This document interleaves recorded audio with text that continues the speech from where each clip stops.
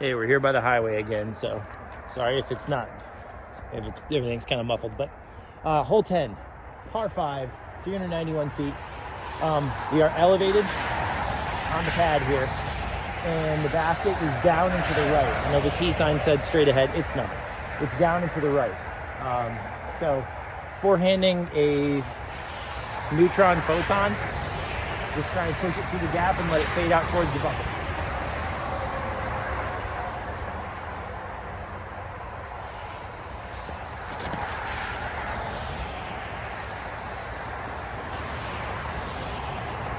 Yeah, I think that's probably pretty good. All right, finally working our way away from the highway. So I don't know, I would say I'm probably about 75 feet out, 80 feet. Jump putt, finished out a little early, but it's not bad. This is fine. This is a clean shot. So I'm trying to straddle jump putt it and see what happens.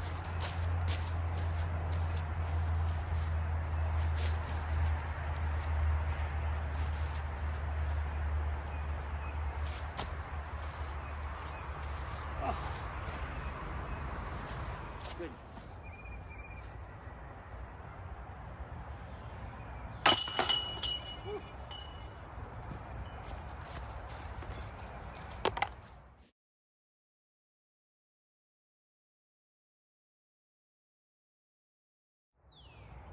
All right, hole 11, par 4, about 360, 370 feet.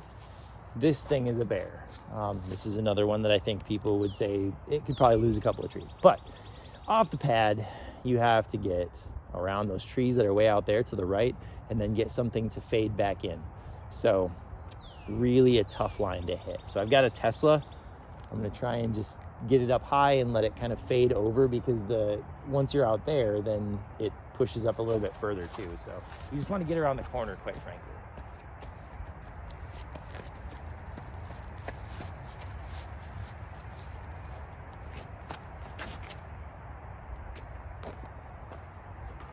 Oh, stupid tree. That was looking so good too. Okay, so I mean, this isn't terrible. Fortunately landed on a sawdust pile because this is kind of flooded out a little bit, but you can see the basket straight ahead from where we are. So I've got to go out and around with something. So I've got an entropy. I'm gonna try and just kind of punch it out and around and get ourselves a putt.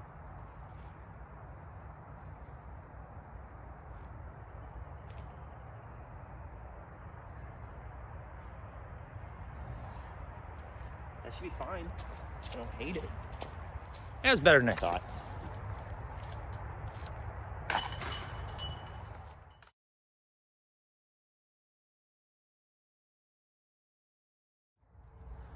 All right, hole 12.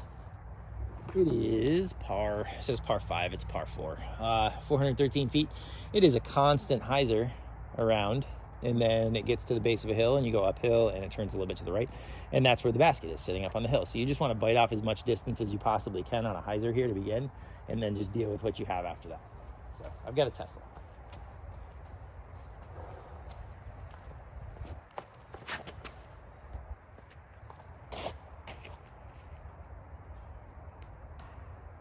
No tree hits until I got halfway down the fairway, so that's pretty good. Right, so I don't hate this spot one bit. Of course, you can see I got about 3/4 of the way down the fairway before I hit a tree. Pushed me over into a nice little spot. So over here, you can see the basket's uphill, so I'm gonna have a little lane to forehand something and let it finish toward the basket. So I've got a pyro. Let's see what we can do.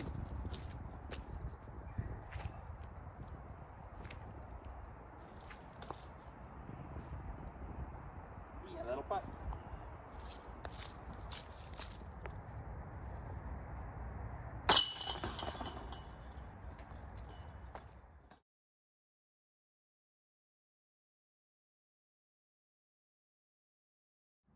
All right, hole 13, par 3, 324 feet. This one is yet another dog leg. So out to the left, continuing to the left, and then uphill, and on the back side of that hill where the basket is, on the top of the hill, it drops off completely.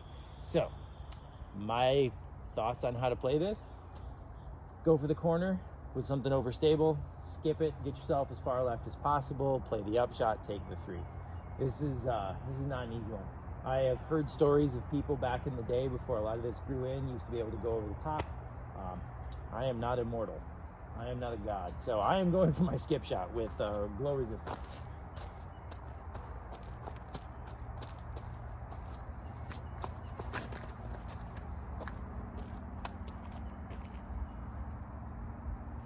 That's just fine by me. All right, so got around the corner.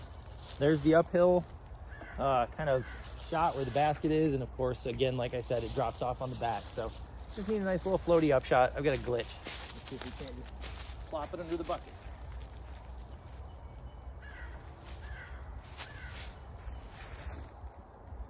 That'll do.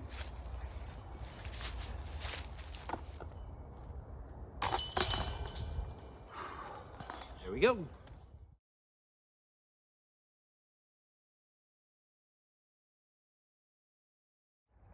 Okay, hole 14. It is a par 3. I can't tell you how far it is because UDIS doesn't have that, and some nincompoop scraped all the stuff off the sign. So here's my advice. I would say it's about 220. Push something out there. You see where those low pine boughs are or branches are? That's where you should be starting to fade. Throw something over stable on a forehand with like a Firebird, or for me, I got a resistor, Fireball, something like that, and then just let the disc do the work. So see if I can't take my own advice here.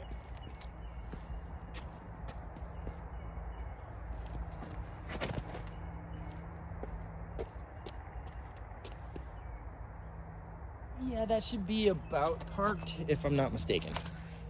So about parked is super parked. So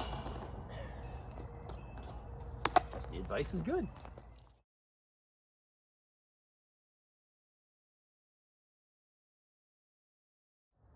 All right, hole 15, par 3, 260 feet.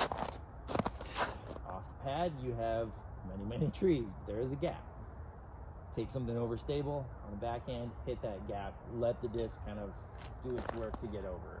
The hole, again, dog legs to the left. It's a good hyzer shot from, or once you hit that gap, it kind of goes that away. Pad is a little sketch-tastic, so I'm gonna try to back off a little bit, but throwing glow resistant.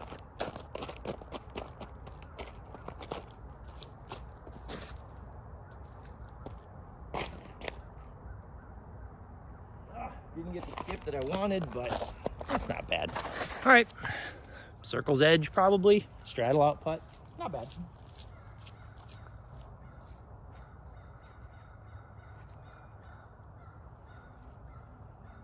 Oh, brother. Oh well, can't get them all.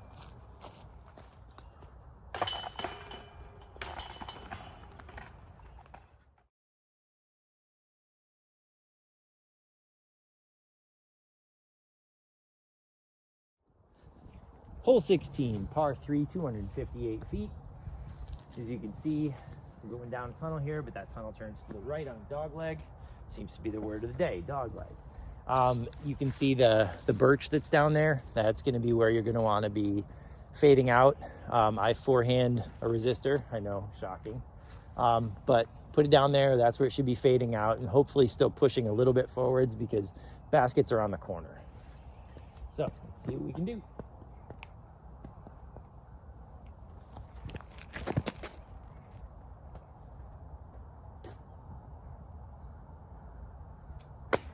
Should be fine. So should be fine was pretty good.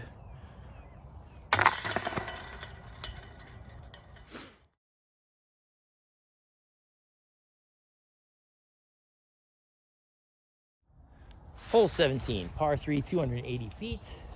Got a gap to hit. And then the hole itself moves to the left, and then it straightens out for a little notch cut out of the woods.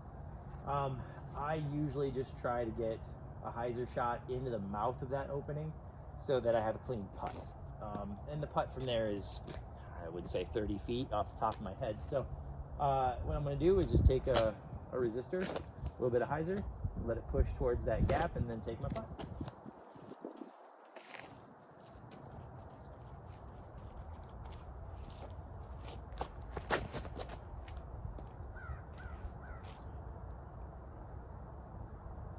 that's about where I wanted it. That should be pretty good.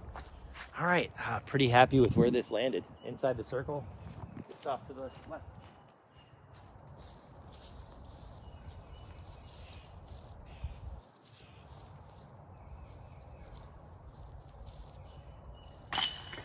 There we go. That's a 2 you like to get.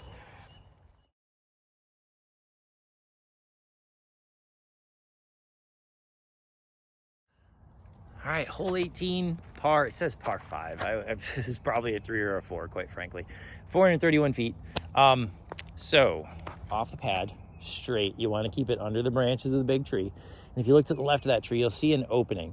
That's where you're playing to. You're going into the woods at that point. So, basically, you want something that's going to hyzer around the tree and get you a good look down that tunnel. So, resistor, and try to just get underneath those branches and get there at the mouth of the entry.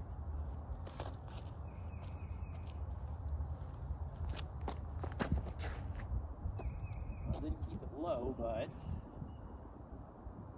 that's pretty good. That's about where I want to be.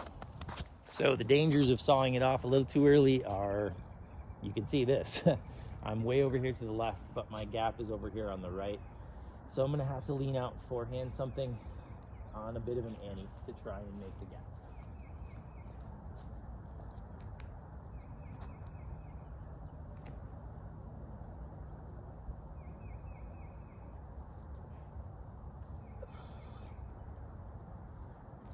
Some days you'd just rather be lucky than good, I guess. I'm not sure how I managed to miss everything, but I did. So, this ain't so bad.